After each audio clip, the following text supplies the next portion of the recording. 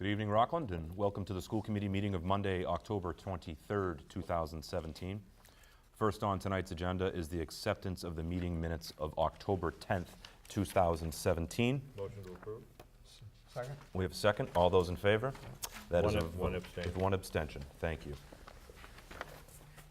Next on tonight's agenda, under communications, we have a Rockland Youth Commission flyer distribution. Dr. Cron, do you have a recommendation? I recommend we approve it. It's open gym for kids on half days. I love it. Okay, motion to approve. Second. All those in favor? That is a vote. Thank you. Seeing nothing under audience, superintendent's report. Dr. Cron. Thank you. I'd like to address the incidents of October 12th, the incidents of hate speech that were reported at Rockland High School. First, I want to thank the school committee and other town leaders for their unwavering support of our aggressive and proactive response to these occurrences. There's no shame in responding with public outrage to these types of events. In fact, I believe we risk the opposite if we do not. We fight each day to improve the quality and reputation of the Rockland Public Schools, but our primary mission remains to educate our children, and they are watching how we respond. We chose to reach out to the media. We chose to reach out to the Anti-Defamation League. We contacted them because we did not want any appearance of any of these situations being hidden by the schools. We wanted to be very proactive about it. The investigation is still ongoing, so I will not discuss students or the investigation, but I do want to reiterate a couple of points. First, as a community, we reject hatred and tolerance of all kinds.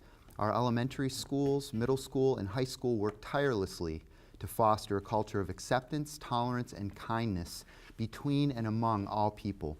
Why?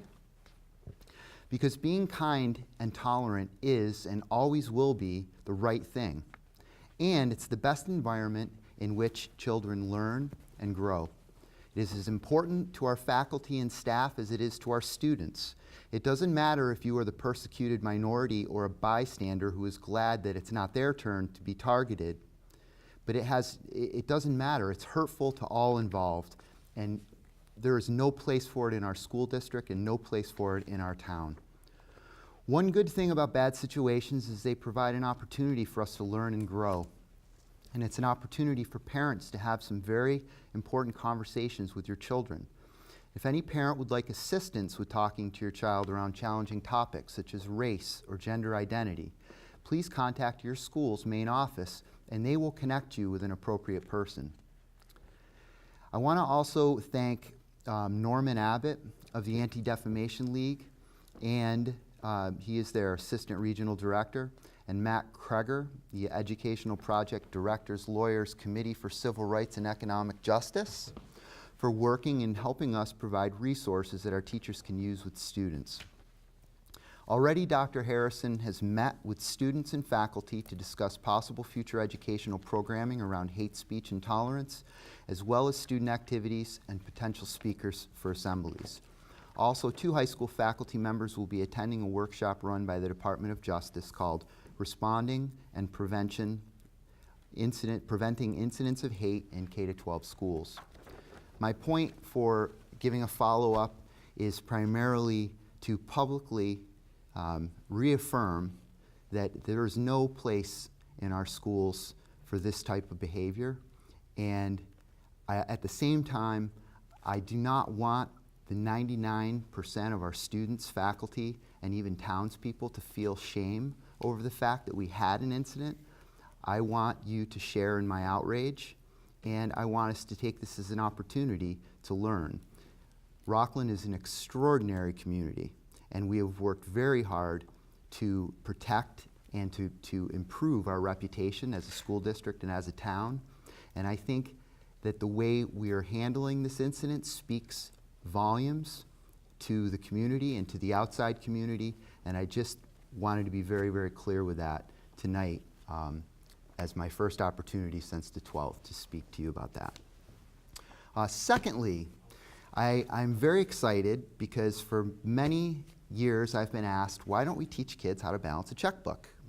So there is, Dr. Harrison has brought in it's called Credit for Life program, and it's going to be on November 7th.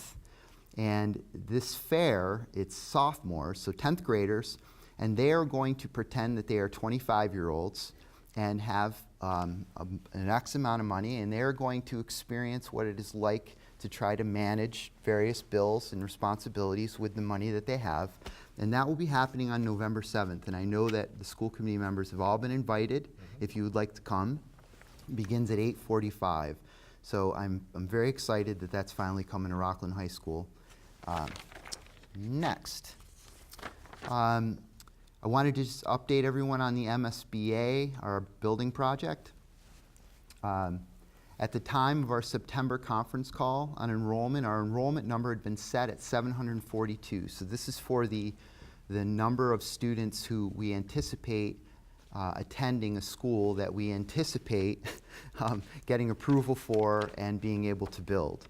Now that number is very, very important because everything that we purchase for a building project is based upon that number. So the initial number that was given to us was 742. Since then, we supplied information to the MSBA on current and future housing development plans in Rockland, and that number has since grown to 760. So it seems 18 additional seats does not seem like a lot, but it will, over time, it's going to be a very, very important number for us. So, where is she? I want to thank Marcy Birmingham at Town Hall.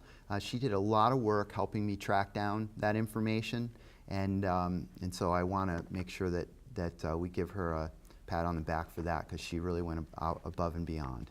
So, then finally, the next meeting of the building committee will be November 16th at 6 p.m. in the Larry Chafee Lower Meeting Room at Town Hall. It's an open meeting, and all meetings are going to be recorded so that they can be publicly viewed. But again, November 16th, if you would like to come to the building committee meeting, it is an open meeting, 6 o'clock in the lower meeting room. And my final thing, a little update on MCAS, which has changed. So just so that, MCAS has changed. The park test is gone.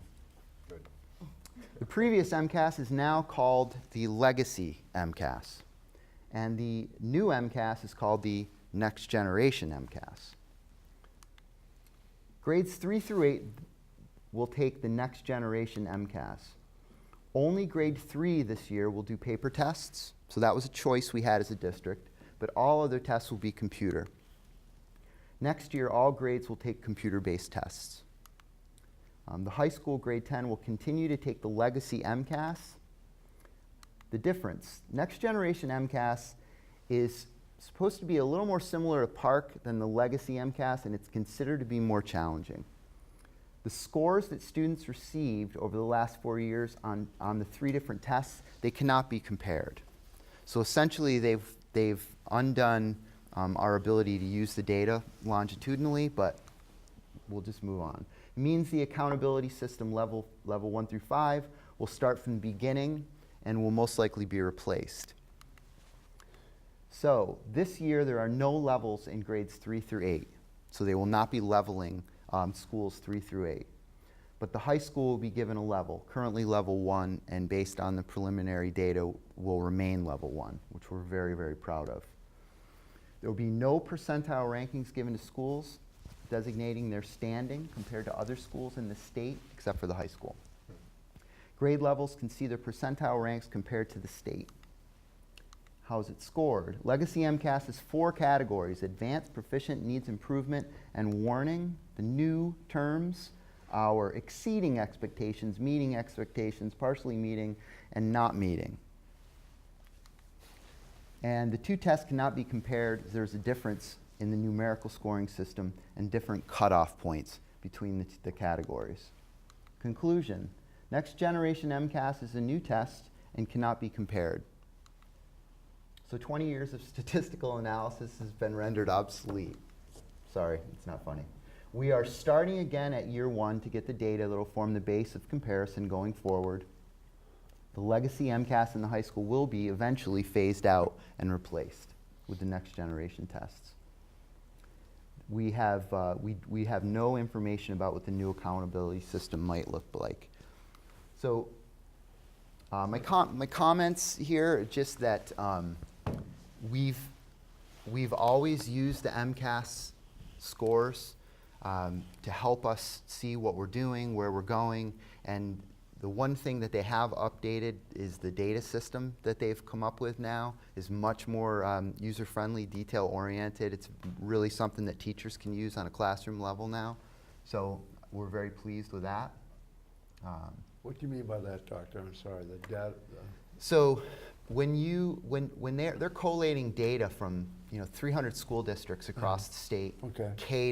K to 12, well, 3 to 10, and so being able to use that data on a classroom level means you need to be able to see the student, we have a SACID number that's applied to every student, and so a teacher's ability to pull that data down and look at it and then see which strand in the frameworks that the kid needs extra help in, this new data system allows a much better slice, so to speak. And who told us that?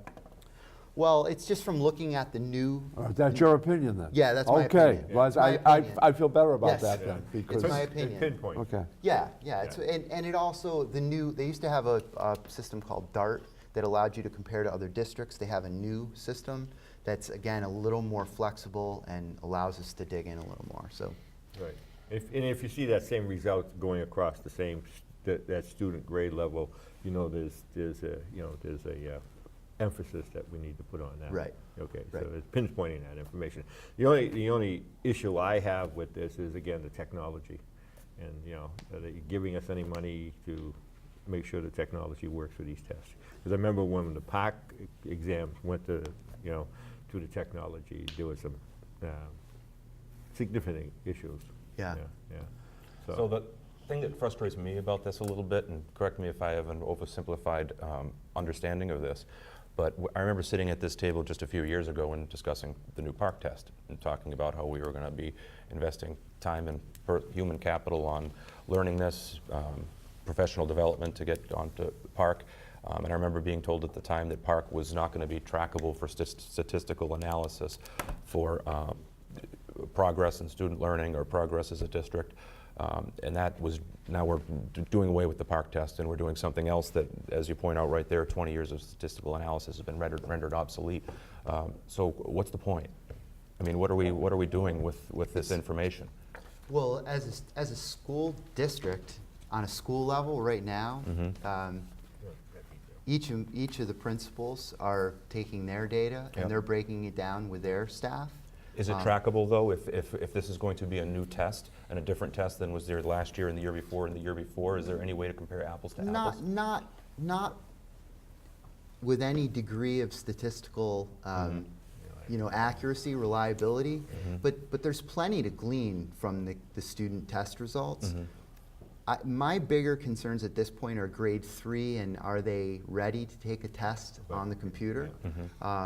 Grade 4, I think they are. We've beefed up our computer curriculum so that kids are getting their hands on the keyboards earlier, but some of the little ones, their hands just aren't ready for that.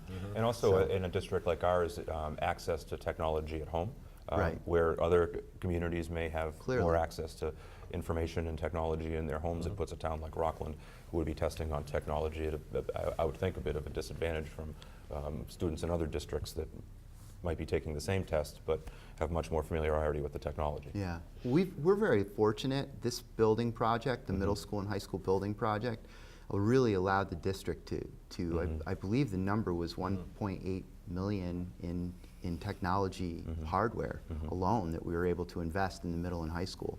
And the annual investment on the town side, the $100,000 a year to help us with the maintaining and replacing.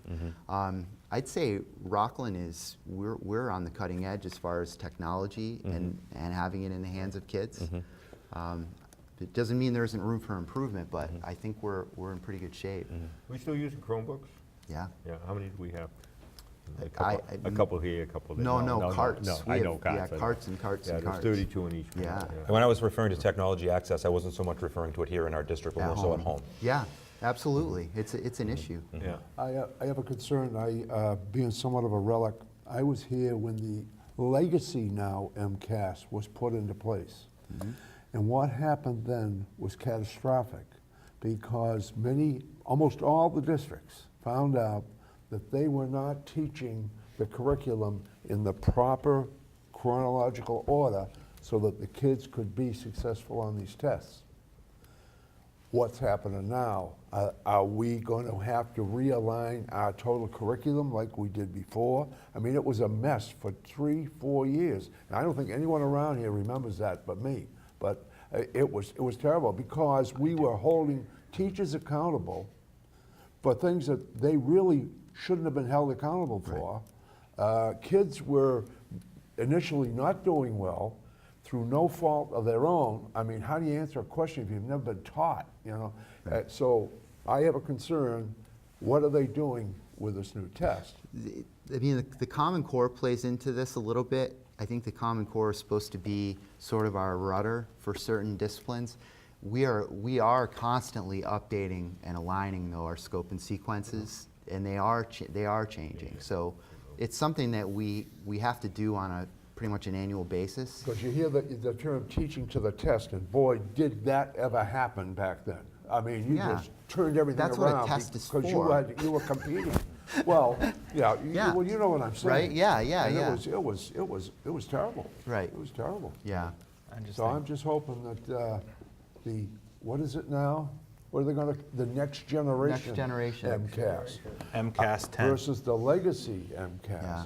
Whatever, why, no, yeah, I'll be quiet, because I could No, go go on ahead, for a go ahead. while. I go to New York State, and they have their regents down there, and that seems to work awfully well for, what, 30, 40 years? I have a Regents high school diploma. And you've done okay. You know what Yeah. I'm saying? I just don't get this. But they're very regimented in New York. So if you're a history teacher, you're teaching chapter 10 of this textbook on this date. It's very regimented. So I understand that, Yeah. but you know what? The people from New York are pretty well educated. oh yeah, You know, absolutely. they come out of yeah. there doing okay. Right. Example. Why do I have a feeling that we'll be having a similar discussion to this 2 or 3 years down the road, talking about the next version of whatever this might be? We will. Yeah, so that's why Exactly. I have to say, we've been talking about common assessments in this district for years and years and years. And the point of common assessments is, are our kids on track? Okay, a week later. Are they on track? Okay, a week later. Are they on track? We can't, when you look at MCAS data, you've got last year's kids, and now you're comparing that data to next year's third grade. Really, what you wanted to do is say, okay, third grade, now how did they do in fourth grade? But the tests are somewhat different, so you do that with a grain of salt. So, you know. Why does a third grader need a standardized test? That's, I mean, Well, it helps know, Where they can. yeah. I don't know. It's sort of like I- blood tests today are much more detailed than they were maybe 20 years ago. These tests are much more detailed. I mean, I think there's a lot of value that comes from standardized testing and being able to have trackable data, to be able to look within your own district and see the progress that's being made. But I just wonder about how it changes every couple of years. I mean, how do you have trackable data if you don't have trackable data? We knew it was all done the year you're given 2 different tests. Yeah. I knew it was done. Right. You lose 20 years of data. Yeah. That's pretty significant loss of information. Yeah. And It's business. Business. So that's it. That's my Okay. report. Thank you. Just a couple things. And I'll work backwards. We already talked about MCAS a little bit. Really excited about the credit for life. I think that's something that's going to be great here. Yeah. It's something that we have heard people talk in years past a lot about. Why don't they teach kids how to balance a checkbook, or basic personal financial responsibility? because it's not on the MCAS. Yeah, probably right. But it's very important, and I'm glad to hear we're doing that. Life And- skills. And just on the other thing, on the hate speech that we experienced, I just want to say how pleased I am at the district's response. Once we became aware that this had happened, Dr. Cron reached out to me right away.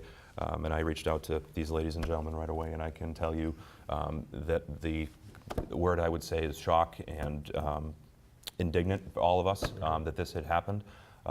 It is okay to be outraged. I liked that choice of words, Dr. Cron, that this happened here in our town and in our schools. But I don't think that we should be ashamed that it's happened. I think that this is an opportunity for us to be able to have a dialogue and to be able to talk about creating a, continuing to foster our atmosphere of a safe environment for kids and an open, inclusive environment here at Rockland Schools, and beginning a dialogue about how to create a culture of kindness here. And I'm just so glad that you responded and the district responded the way that it did, in a very serious manner, making sure that this was going to be, we're going to be open with our community about it, and talk about it and talk about this issue, and hopefully work beyond it to make our schools in our town a better place. But other than that, thank you for your report. Any other comments or questions? No. Okay. Next up on tonight's agenda, our monthly reports. We have financial reports for September. We have 5 reports, one from the school department, one from the high school student activities account, middle school student activities account, cafeteria, and daycare. So we'll entertain 5 motions. 5 motions. 5 seconds. All those in favor? Thank you very much. Next up, under old business, for your information, we have a couple of completed fundraisers. The RHS Music Boosters had a Dining for a Cause night that raised $710.49. And the Eston PAC had a Meadow Farms fundraising that raised $2,197.12. So that's outstanding. Great news. And I'm looking forward to seeing how the mattress sale did. We saw some enthusiastic students advertising up and down the street the last couple days. So I know that was really popular last year, so hopefully it'll have similar success this year. Looking forward to hearing about that. Next up is a request for approval of the Assistant Superintendent's signature on behalf of the Superintendent. Dr. Cron. There has been a request by town accountant that Assistant Superintendent for Lizzie be giving permission to sign on my behalf should she need to. So as a courtesy, I'm putting it forward to the school committee. I believe it's something that we've been doing for quite a while anyway. I don't see any legal basis for it, but I felt obligated to put it on the agenda.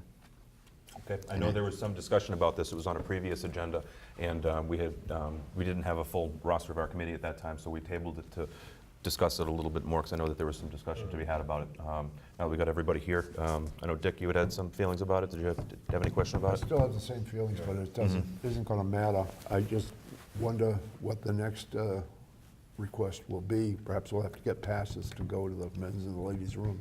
I have a, yeah, there'll be more. Yeah. Do you have a procedure already set up, a policy already set up for this?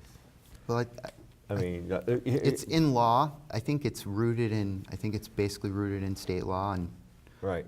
And what I'm saying is for us to have one, as a policy, for instance, is that, you know, the assistant superintendent, you know, because I'm going to use generic terms, because this is going to continue on, signs for the superintendent. Does the superintendent go back and take a look at what was signed for in his name?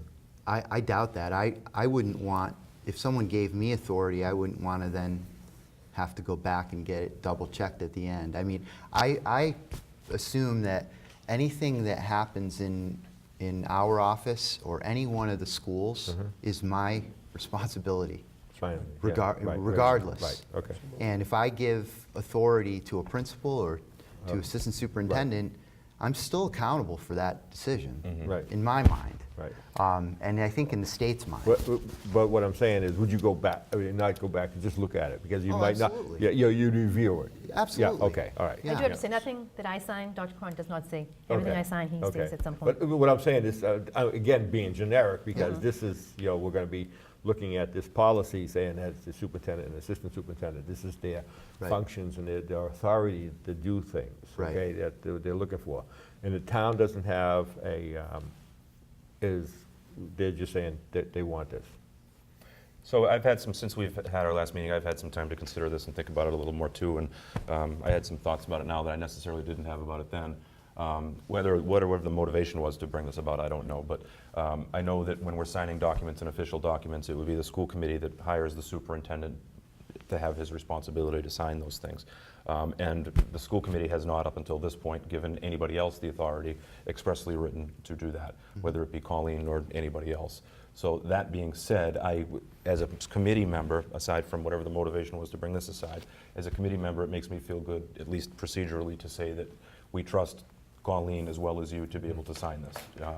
So, I mean, that's the sort of my evolved thought towards it as well. Again, looking at that, that's, no, these individuals. I'm talking about Right. is that it's that and that, what it says on there. Understood. The superintendent, assistant superintendent, Right. whoever holds that will be happening going forward. Right. Not to prolong the discussion, because it really doesn't matter. Yep. But the point is, how do we know that back in 1957, the school committee did not vote to authorize the assistant superintendent to sign in your absence? Right. We don't know that, Right. so it really doesn't matter. Whatever makes the mayor happy, we can do. Any other discussion, comment, or do we have a motion? Motion. Second. What do we what's the Motion What to was the approve. motion? Motion to approve. Motion to To approve. approve. We have a motion on the table to approve the assistant superintendent to sign on behalf of the superintendent. Do we have a second? We have a second. All those in favor? Aye. And one, Yeah, I still have an issue. okay. Again, it's not these I individuals. understood. So is this a no vote or you A no abstaining? vote. No No, vote, no okay. vote. Thank you Yeah. very much. Okay. We have a vote. Okay, next on tonight's agenda, under new business, we have an addendum to the wellness policy, and this is a first reading. Dr. Cron? Okay, I'll take over. The students in the high school and middle school have decided that they do not like wheat pasta and wheat pizza Oh, yeah. crust. So they put up a petition, and Adele brought it to the Department of Education on DESE, and they have approved a waiver of the wheat for the pasta and pizza. Outstanding. That's good.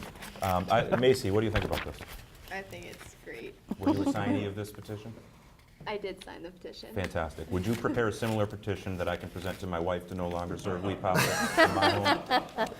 Sure. Just have her come to my house for dinner one night. Well, I and know we'll there's a get lot rid of, the I know wheat there's a lot of altogether. dietary guidance and nutritional guidance that schools need to adhere by, but I think we all agree that wheat pasta is terrible. Yes. I It's- disagree to that. I will disagree. But I'm glad, You but like it? in all seriousness Yeah. though, It's all I Well, have in my house is wheat everything. I'm get certainly used to it, glad right? that this has gotten to this level, because Me too. I really think it's almost as important as the signature that we're going to authorize. well, I just think it's good to see Right. initiative from the student body, that Right. they've Yeah, I decided like that that's that. something that they care This about. is, you know what, this is 3 minutes of my life I'm never getting back. No, No, okay. So I would like to make a motion that we waive the first reading and go right on to approving this. Second. All those in favor? Fast track. Aye, thank you Okay, very and then we have to make a motion to approve it. I'll make a motion to approve it. Do we have a second? Second. All those in favor? Okay. Aye, that is Now a vote everybody- as Now you well. feel better, Marcy? Yeah, go and tell Lois. I wish they could see this on camera, though. It says, "We do not want wheat pasta." Oh, dot, so I dot, read dot, all dot, of dot, them. dot, That's dot. great, and a lot of Yeah. signatures on A it. lot of A signatures. lot of signatures. All right, so next up on tonight's agenda, we have, under new business, a request for approval of fundraisers. We've got 4 fundraisers from the Rockland High School. The Environmental Club will be running 3 of them. They're going to be having an equal exchange catalog sales day in January. They're going to be having a Savers Day in March and a bake sale in November. The class of 2018 and 19 will be having a holiday by design throughout October and November. And the Eston School PAC will be having a Hilliard's candy fundraiser that will be ongoing. What's a Savers Day? Savers, I'm assuming it's that store that, there's Oh. a store that, a thrift sort of like shop. a set, yeah, like a thrift So shop, what, but you they go take down, donations. You bring things down, or? Right. Both. Yeah, it's sort of like Salvation Army, Okay. but Did they different. pay you for the stuff? Yeah, the stuff, Yeah. I don't think, Oh. yeah. So I'm assuming there's a profit sharing going on You with may this. come out of retirement. All right, so do we have a motion for approval of 5 fundraisers? 5, the motion. Second. All those in favor? Aye, aye. Thank you very much, that's a vote. Next on tonight's agenda, under reappointments, we have several reappointments to make. Dr. Cron, do you have anything to share with us about that? No, I recommend you reappoint me. as superintendent. All right. So do we have a motion to Yeah, if any approve items A through M of reappointments? motion. Second. All those in favor? Aye. Thank you very much. Administrators through Through school security, yes, sir. Personnel information, Dr. Cron. Nothing on, to share with us tonight, I Oh, don't yeah, believe? this one, yeah. Not yet, but I am, Okay. I'm sad to see Karen Yeah, Armstrong I agree. Yeah. retiring. I agree. I agree. She's a wonderful, wonderful person, and she'll be leaving us February 1st. But she's very, very happy, so I'm happy for her too. Won't be the same walking into that office. not No, seeing it her won't. there. No, and I don't mean to not highlight the other folks on this list, but Karen is a very special lady. Been here a long time. Be sorry to see her go. Okay. Last but not, certainly not least on tonight's agenda is public service announcements. Dr. Small. So the time of year is here, the flu shots are here. I would just remind everybody to go to your physician, to your pediatrician, to your neighborhood CVS, Rite Aid, Walgreens, wherever it is, and get your flu shot. And you're both protecting yourself and your family, as well as those people in the community that can't protect themselves. So people that are immunosuppressed, infants that are less than 6 months. And I do think that most of us believe it's going to be a pretty bad flu season this year. So that would be my PSA for tonight. Thank you. Mr. Phelps. Well, just being the liaison from the school committee to the athletic department, football is back in Rockland. Coaching staff doing a great job. The kids obviously are playing up and maybe even above their capabilities. They really are presenting a great product from the town of Rockland to the community at large, and it just is very nice to see. But having said that, fall sports in general, girls and boys soccer, golf, cross country, volleyball. Volleyball, we got a championship, didn't we, in volleyball? Yeah, I mean, it's awesome. It's awesome. So that sport has finally arrived. The soccer has always been there, up and down, but it's always been solid. The golf this year has been good, strong. I get a kid by the name of Johnson. I think I know his father, but they've done well. So that, no, very, very pleased with the way they're representing Rockland Public Schools. Fantastic. Thank you. Mr. Mills. Two things. One is just to talk about that. I have coaches in Boston Public Schools that are asking me about the football season in Rockland, and so they recognize that. The second thing is that one of the things I've noticed is that the town seems to be regenerating. I would walk around here out at night and walk down Union Street, and there's people out there. There's during the summer we walk down to the town hall, and they had the farmers market, and you get to talk to people. And it's nice to see that we're doing things like that. And I just like to keep that moving. And if anybody has any ideas about other things, please bring them forward and see if we can get them done. I appreciate you. Outstanding. Thank you, Mr. Mills. Mr. Garofalo. Yes, first of all, did you guys know that we have Miss Rockland sitting at the table here right now? So congrats on that. Thank you. Again, I know we spoke earlier about it. That's awesome. If I may, not to rehash an old subject, but on the hate speech situation, what a bottom line comes down to is we're all people. It doesn't matter your color. It doesn't matter your sex. It doesn't matter your religion. You're a person. You're a human being. And people lost sight of that somewhere, and we need to get back to that and realize that we're all one human race, and we're all here to make this world a better place, and that's all I'm going to say about it. So, Thank you. Well, Ms. Rockland, Ms. Jones, do you have anything to share with us tonight from the perspective of the student body? On Other than wheat Friday, we had our fall pep rally, and so we recognized all the seniors, and we got excited for the football game on Friday, which we won, which was awesome. And then I think pretty much every fall sport has made it into the postseason this year, which is really awesome. So that's about all I have. Outstanding. Thank you very much. As far as the football goes in the school, we have a playoff game that we're going to be hosting Friday night against Cardinal Spellman, the football team. So I really hope that everyone who can come out and support these guys. I think they've worked really hard this season, and we're really proud of them. So go Dogs. Halloween's coming up, so we hope everyone has a very, very safe Halloween, and everyone does a great job out there staying safe and doing the right thing on Halloween. I'm very much looking forward to taxing my kids' candy bag. You got a new mask, right? Well, I'm wearing it right now. You got it. Yeah, exactly. Exactly.